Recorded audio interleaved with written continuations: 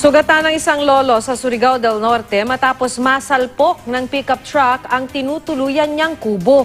Sa Camarines Sur naman, naputulan ng binti ang mag-inang nabangga ng humaharurot na kotse.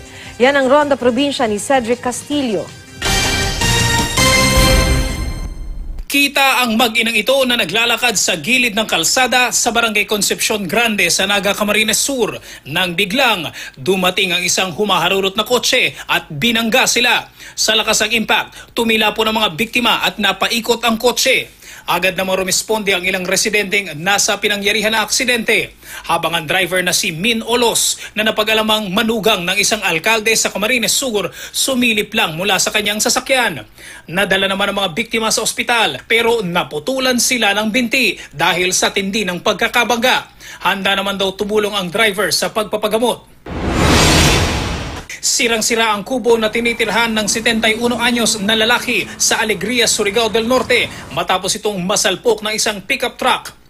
Base sa investigasyon, nawala ng kontrol sa manibela ang driver dahil sa nag-overtake sa kanyang sasakyan. Doon na siya dumiretso sa gilid ng kalsada kung saan nakatayo ang kubo. Nagtamo ng mga sugat at bali sa katawan ng biktima na nagpapahinga lang noon sa kubo. Nagpapagaling na siya sa ospital at nagkasundo na rin sila ng driver. Sa Ilagan, Isabela, wasak ang harap ng isang AUV matapos naman masalpok ng kasalubong na truck. Kwento ng driver ng AUV, dahan-dahan lang daw ang kanyang takbo kaya ang laking gulat niya nang banggain siya ng truck. Mabuti na lang daw at naka-seatbelt siya kaya mga galos lang ang tinamo niya sa katawan. Nagkaayos naman sila ng driver ng truck kalaunan. Cedric Castillo, GMA News.